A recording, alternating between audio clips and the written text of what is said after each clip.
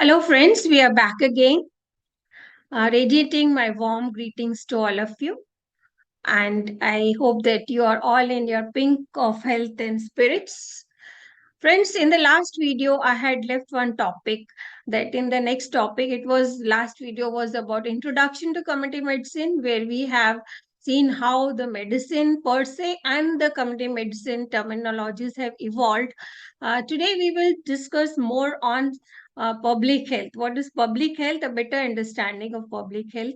So, we will be talking about. I always like quotes, today's quotes is very relevant to the topic. We don't accomplish anything in this world alone, and whatever happens is the result of the whole tapestry of one's life and all the weavings of individual threads from one to another that create something. Very nicely said by Sandra. So, the specific learning objectives of today's video will be that at the end of the presentations, you will be able to describe public health and appreciate important trends that have shaped public health and preventive medicine, particularly within industrialized countries.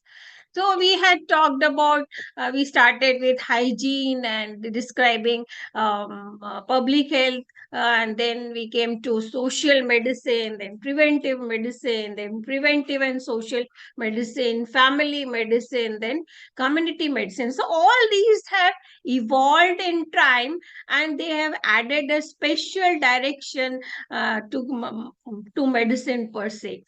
uh, they are interchangeably used, that also I had mentioned. But what is public health, the core of public health?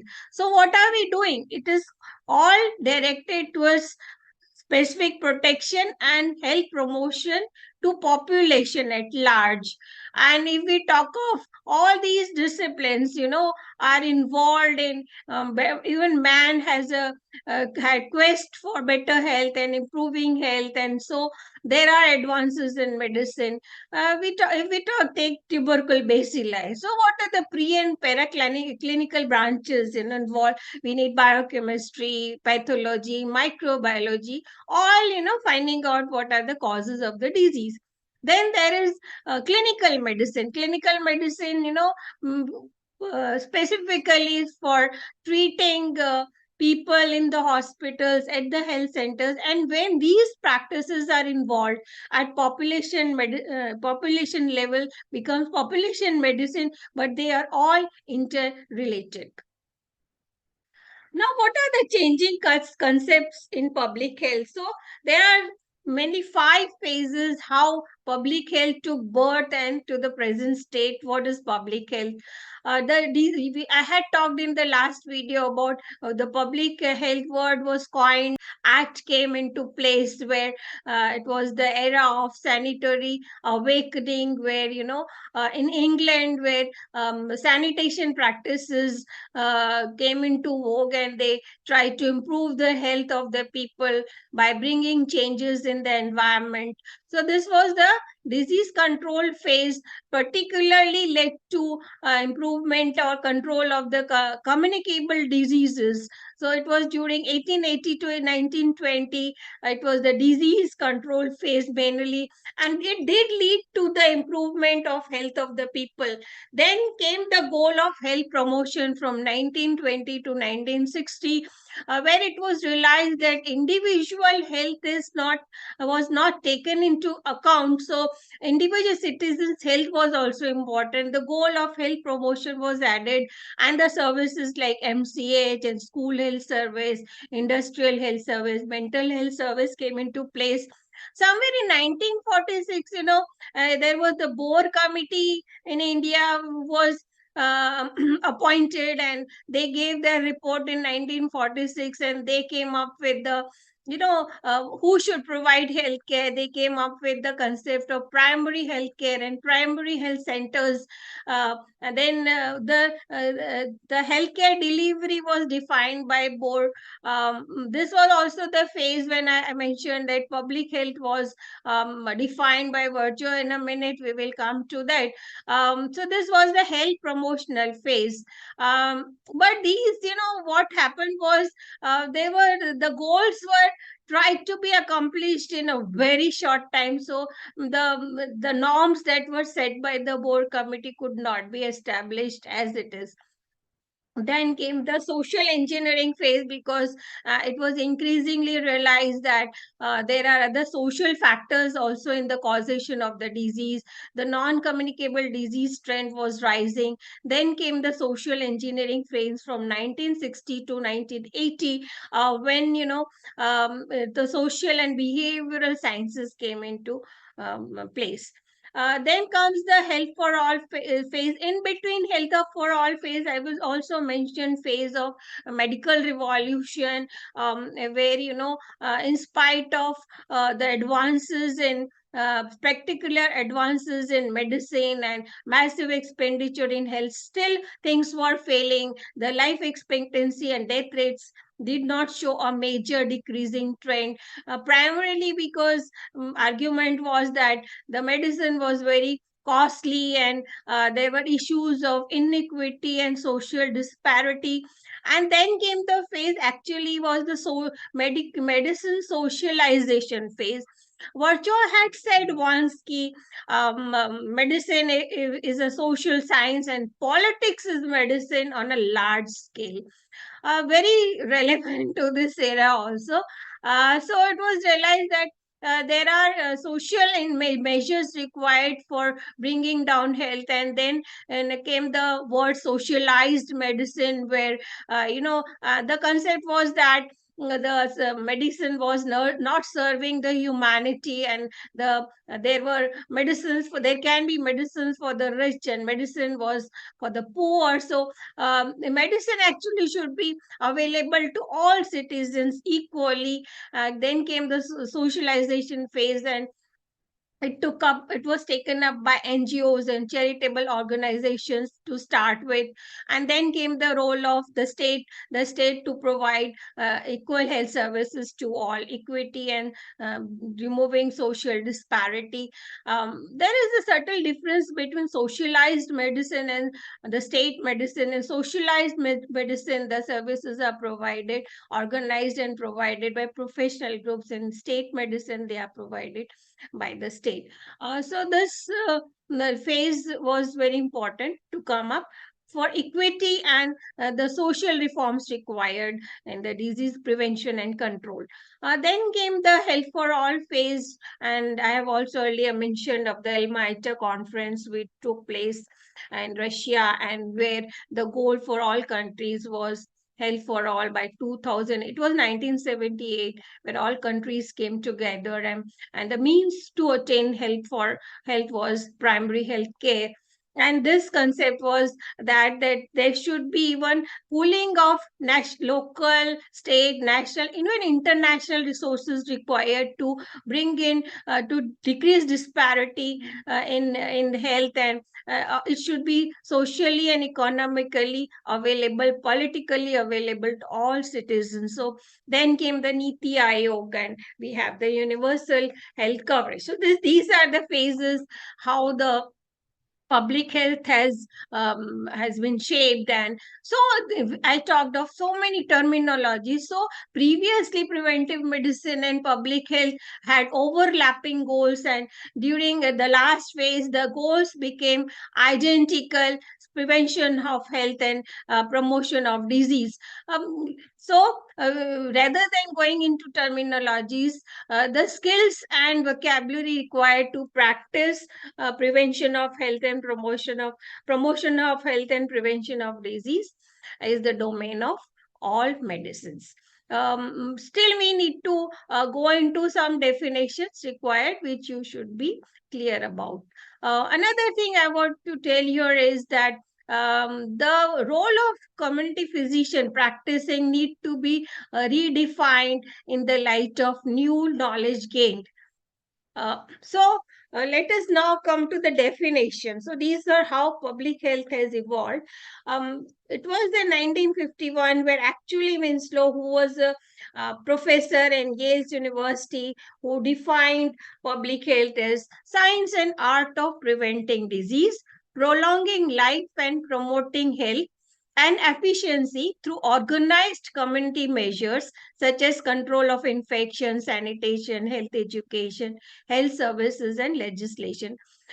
This was in 1851 when health was defined, and later on, this it was offshoot quoted definition. Later on, it was in 1920 when the World Health Assembly, the WHO Committee on Administration, of Health came up with the modified definition, but they kept the definition of public health, which was modified and expanded. So we will now, what we will do is we will try to understand each and every word which is very important in understanding public health. So public health, as I said, it means the goals are overlapping, but the ground is the same. Public health or community medicine or preventive and social medicine is the art and science of preventing disease in the members of the community, prolonging their lifespan and promoting their health and efficiency through their active and continued participation. So, what does science here mean? Science. So, it is also a science. What is the science? Science required to practice public health are biostatistics, epidemiology, demography, social medicine, apart from other the disciplines that we study. And the strategies required will be like epidemic investigation and program management, monitoring, evaluation, surveillance, all aiming at prevention of disease and promoting of health. And what is art? So if it is a science, then what is art? Art means a set of principles, a set of facts, uh, the body of knowledge. Now, if there is a science, the science to be converted into, translated into art. Art means the principles are now converting into procedures to practice public health. So it is a science and art of preventing diseases in the members of the community.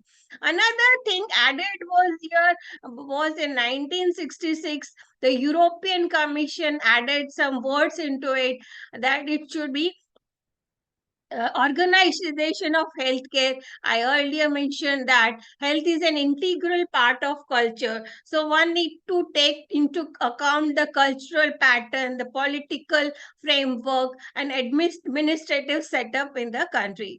That is required to be taken into consideration by while designing and the structure of public health. So public health is a body of knowledge as well as means for applying the knowledge. So it is science and art. Science and art of preventing disease. So what does prevention of disease at what level?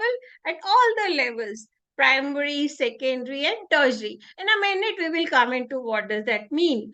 So the three levels of primary, secondary, tertiary, and disease means not only a disease, and it also means injuries, defects, disorders, disabilities, suicides, and homicides.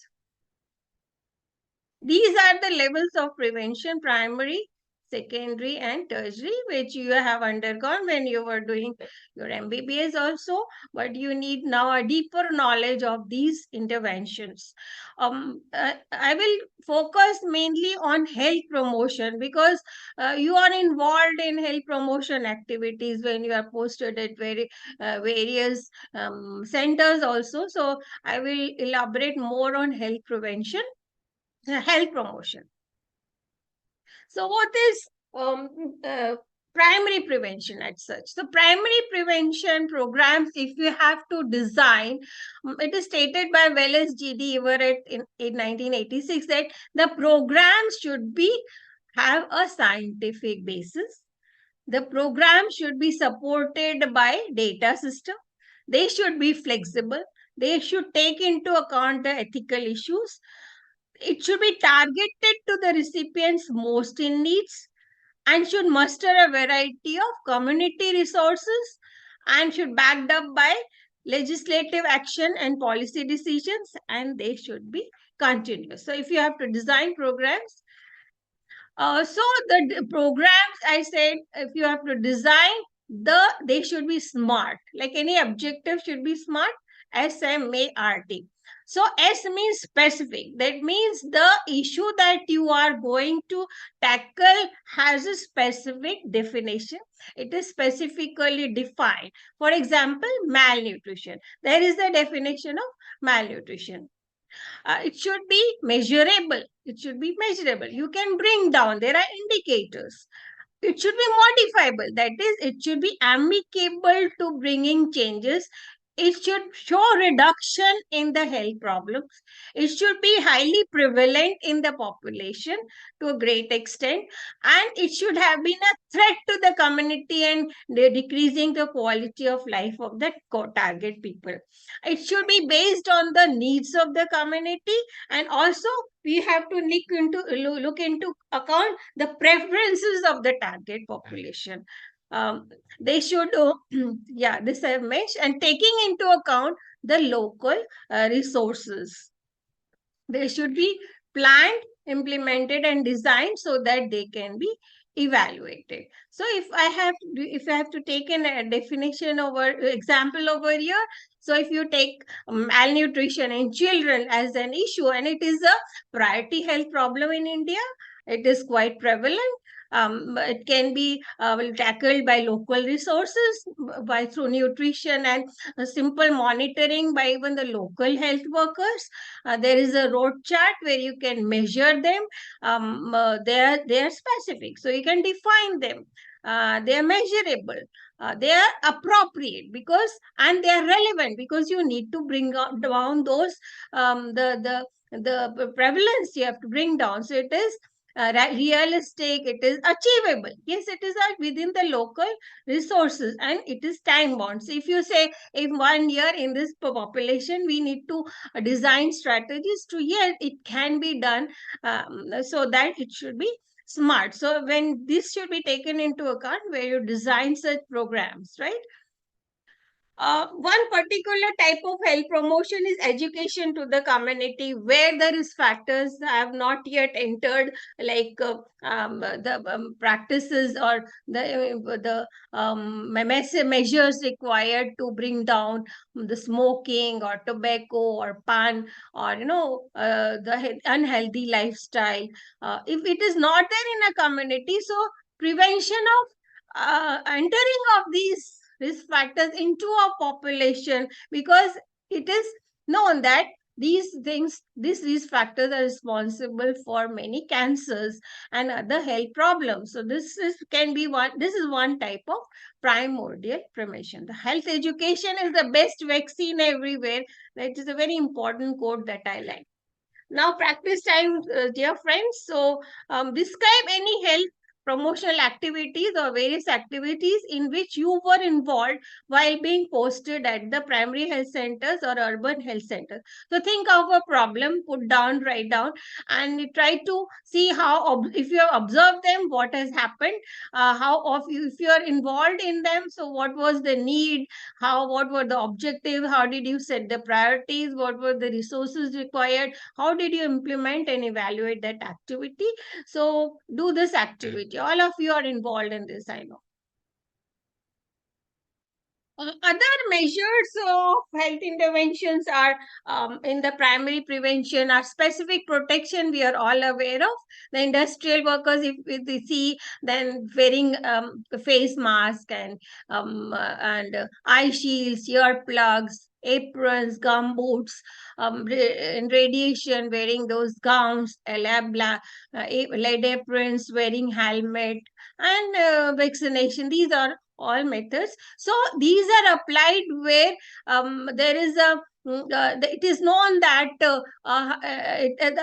if people are doing it, then there is evidence that these protect the population specifically for a specific problem. Secondary prevention includes early diagnosis and prompt treatment. So, most of the time, it is seen that when the patient reports to us, then it is a stage where successful treatment is not possible. So, picking up the disease, diagnosing at a very early stage, even before the clinical signs appear, and the aim would be either to reverse the disease or halt the disease or retard the for the progression of the disease. Then the tertiary prevention, which is aims at minimizing the effects of disease, disability, and through surveillance and maintenance of health, through prevention of complication and deterioration, preventing deterioration of for the health. For the disease. So, these are some of the other methods of prevention. So, in the definition, it was art and science of preventing disease. Another thing added was prolongation of lifespan, refers to prevention of premature deaths, which may be due to disease, war, violence, or natural calamities. Promotion of health and efficiency means each making individual to function to the best of his or her innate capacity. So every individual has different innate capacity, which is a combination of genetic endowment and the environmental limitations. So, but everyone can function to the best of the capacity that is already available. Active and continued participation, what does that mean? So if a prevention or health promotion program is unilaterally done by the government only, it will not make much effect. Most of the programs, many programs have failed because the community did not participate in the decades earlier. The toilets that were made were not used, government had made. But why? Because community was not informed what are the uses of it, why they should be. So community should be participating, should be involved at every stage of planning, policy formulation, implementation, and evaluation of the measures meant to benefit them physically, mentally, and socially. So here we have described the definition, and in 1920, the WHO committee that I was talking about has added some more dimension to the definitions. Like they have talked about socialization of the services, which means health is a right-based issue, and every individual has a equal right of standard of living adequate for his well-being, and there should be a realization of this right by the individual for the right and longevity of the life. So these two things are also added in the definition.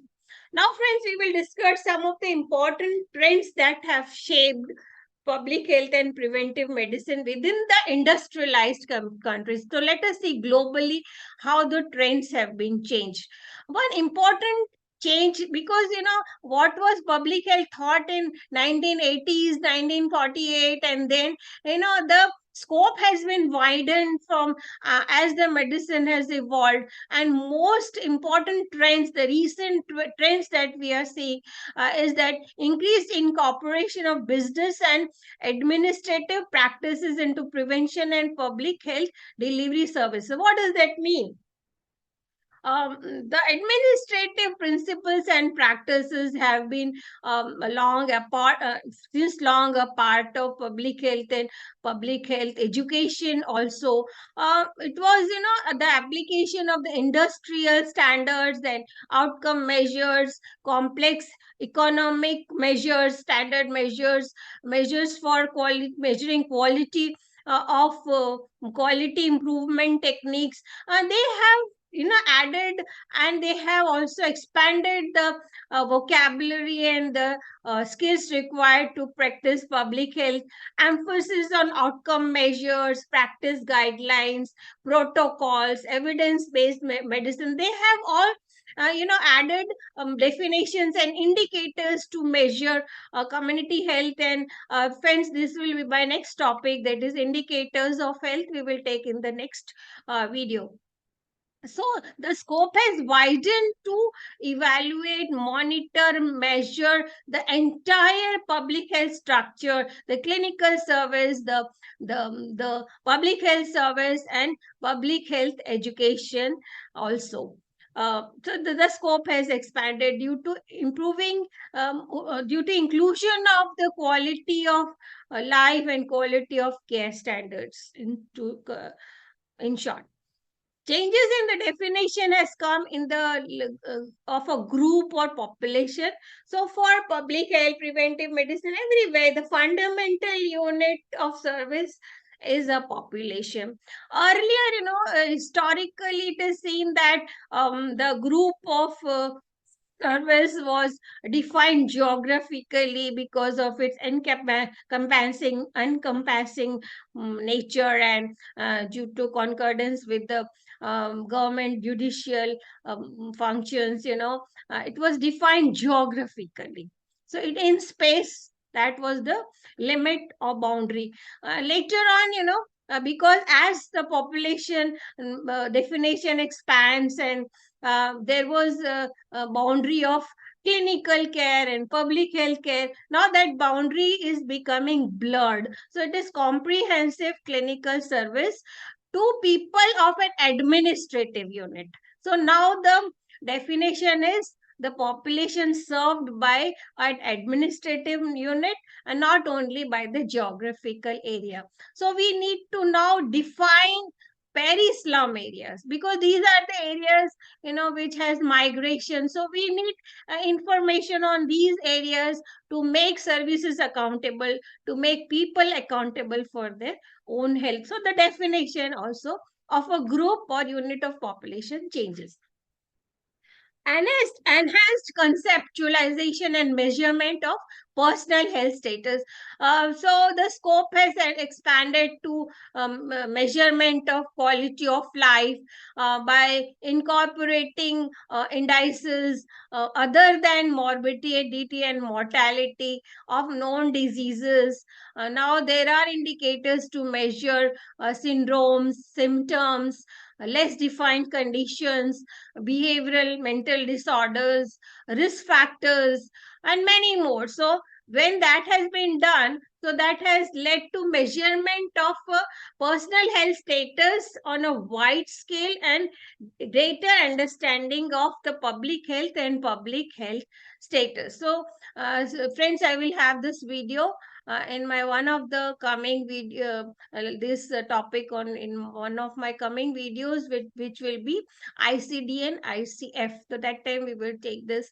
So when we are expanding the measurement, then there is a there should be no one left, in the coming up into the measurements and indicators, or into the healthcare system. Also, measuring of the outcome indicators, measuring of the, so the benchmark has become community health, and now you can measure the health of the community by indices like rates of vaccine delivery, say COVID vaccine. With what rate it is overall, we can measure even the process measures. What is happening in the system? What are the processes involved? The early health detection program, how is it functioning? Then comes another important trend is increased codification and interpretation of scientific findings relevant to prevention and control. It means that we are making scientific basis of interventions and programs an explicit affair. Everybody knows about it, and structuring the public health structure based on evidences, so that everybody who is involved can prioritize the evidence-based interventions. They can be trained, educated in knowing understanding the limitations and good practices of the program, finding out the gaps in the program, and measuring the gaps. So this, in short, I can say that evidence-based medicine can now be evidence-based public health. When this happens, public health has a highest trend in the society. It's developing that way. So that is what I wanted to tell you. Establishment of goals for communities to attain improvement in health status. Now, earlier it was in the strategic program planning where goals were set at the at the national level, and in 1978 in Almata, there was a statement that there should be decentralization of services, that is placing people's health in their own hands. Now there is bottom up planning. Earlier it was top down planning. So that would increase the accountability of the health of the people and healthcare providers there themselves, so they can now, goals are set at the local level. The decentralization of healthcare, it would improve accountability of everybody having a say in their health and the health of their surroundings.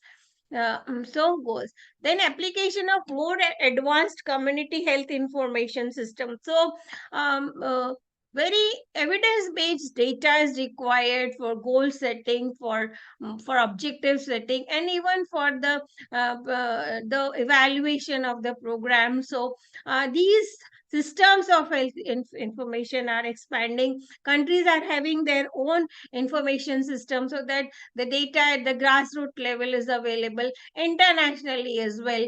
That definitely has improved the health of the community.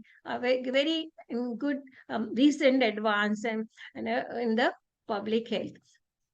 So, to summarize, friends, preventive medicine is an interface between public health and medical practice. I like this quote very much by Kofi Annan, who said this in 1999, towards a culture of prevention. So, today, no one disputes that prevention is better and cheaper than reacting to crisis after the fact. And yet, our political and organizational cultures and practices remain oriented far more towards reaction than prevention, true to the state also. These are the references, and my next video, friends, will be on is holistic medicine, which I've already uploaded in the YouTube. It is integrated approach towards health, and please go through the link of this video. So you also have to go through this video before coming up to my next video that I will be posting shortly, which is Introduction to Sociology and Social Medicine. Thank you.